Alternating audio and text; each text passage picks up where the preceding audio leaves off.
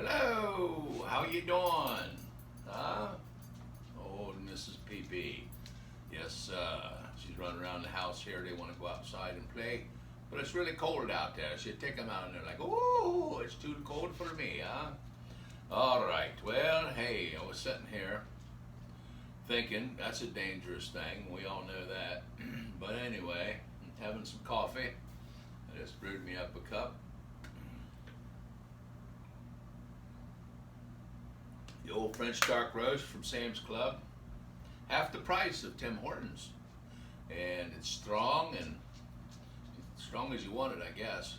The stronger you make your coffee, the less water you use, the more powerful the punch on that coffee.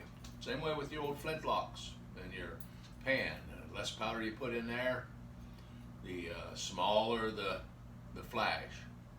So, kind of like that, eh? It is. It really is.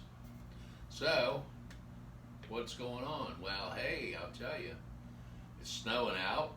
It's still cold. It's like 20 degrees or so out there. I don't know what the wind chill is.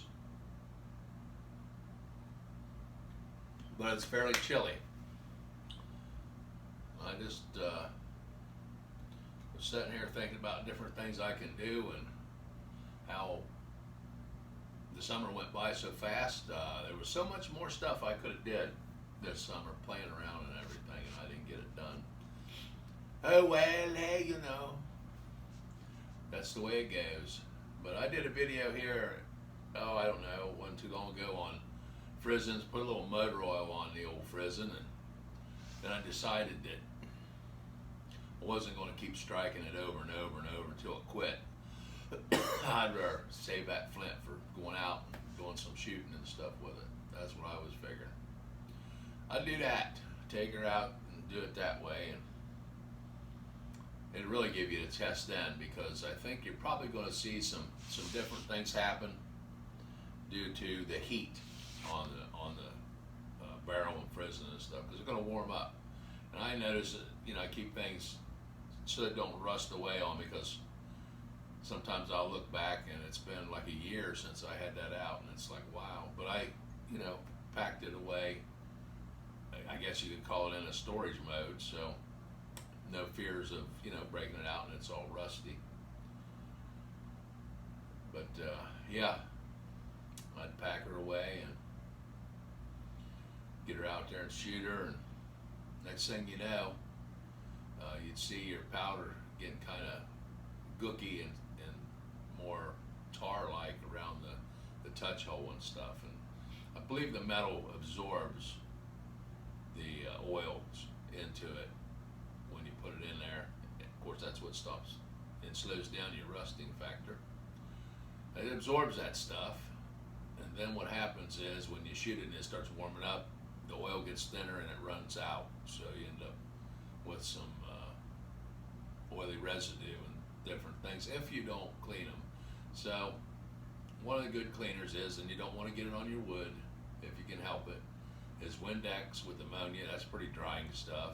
And the old rubbing alcohol, that's pretty drying. So it'd be a good idea, which like I've stated, I didn't never do it, but I'm going to try it out and test it. I think I can get a whole lot more reliable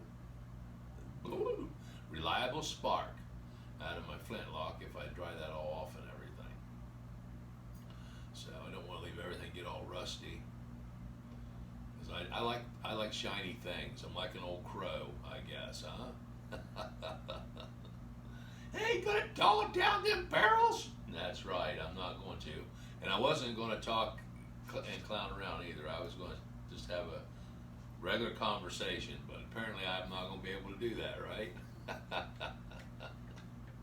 Have a regular conversation, sip on some coffee. It's like, wow, I keep getting, I'm at that age where I get bombarded with political stuff and different things. So, and I was like, well, I don't want to really talk about political stuff. If you got any political stuff you want to talk about, you can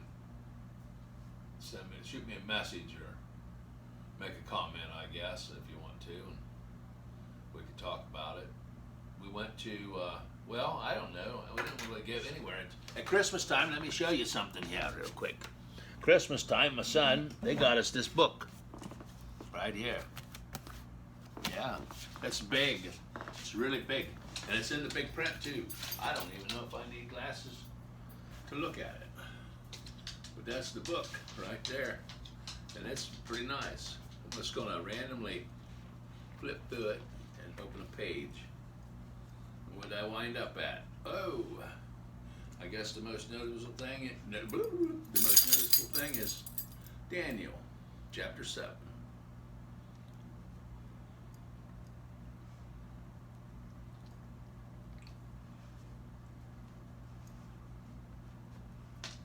Well, interesting, because it says in the first year of Belshazzar, which I can't, king of Babylon, Daniel had a dream and visions of his head upon his bed. Then he wrote the dream and told the sum of the matters. Well, anyway, that's interesting, you know, because I just turned to that, nothing planned on that, and that's what came up. And what I was thinking about was talking about a dream that I had. Okay, so sit back for this one, right? Okay, so here's the situation. You take one of those flintlocks that I have, and I tell you, well, this flintlock has answered some prayers. What do you mean? How can a flintlock answer prayers? Well, if you took it out and it's the only thing you had, and you took it out and it was able to get you some food with it, I expect if you was praying to get something to eat, that would work. That would answer your prayer. If you wanted one and you couldn't afford it, or you didn't know how to get it, and you prayed and you got one, that would answer your prayer. There's a couple instances. Everything works really good on it, and it's a nice piece of history. That would answer your prayer. And then the person that you got it from, maybe they was needing to pay some bills and stuff, and they were praying they could settle some of them, so their prayer got answered. And then the armory in India that exported the pistol out, the fellow that crafted and made it, he was praying that somebody be buying it so that he could make some money and answer his prayers. And then you say, well, what was he doing with his money? Well, you never know for sure what he was doing with his money, but maybe, just maybe, he was taking his money he's making off of those muskets by crafting them at the armory there in India. And he's going home to where he has a refugee camp full of kids and children from Pakistan. Usually, I've noticed, if you watch Harold Balder, I think that's where they're at. He'll have some videos on India. And you'll find that there's some children there that their families converted from Muslim to Christian. And apparently that happens a lot.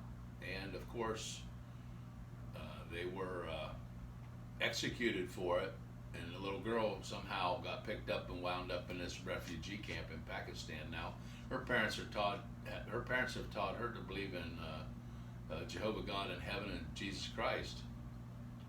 So, so she's praying that she can get food, that she has some place to sleep, something to eat, and something to drink, fresh water.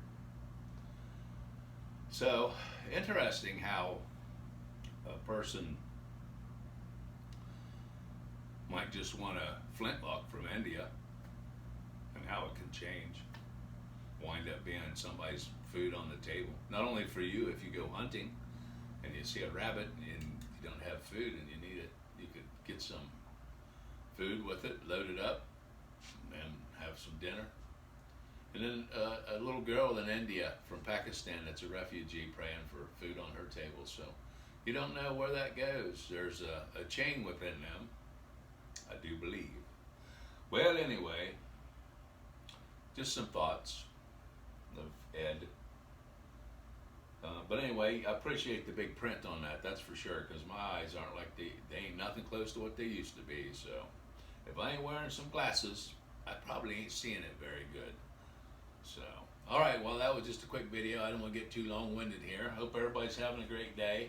I'm going to enjoy my coffee and sit here. Maybe I'll put on an old TV show or something and relax. I got an unboxing I'm going to be firing up here because, unfortunately, I couldn't quit pondering over the double-barrel flintlock rifle. I bought well, that's not a rifle, but musket. I bought the pistol, and I figured that would satisfy me, and that would be good. But I happened to be able to do some credit splitting, as I'll call it, and in doing so, I had to have one of those. So I'm going to do an unboxing for it as soon as it gets in, and I'll be showing you that. And then I'll have the pistol and the flintlock shotgun double barrel, huh? I'll be happy. I know I like it, you know. How could you not, right? So, all right. Well, hey, everybody have a great day, and thanks for visiting with me. Leave some comments below if you like, and we'll talk at you on the next roundup.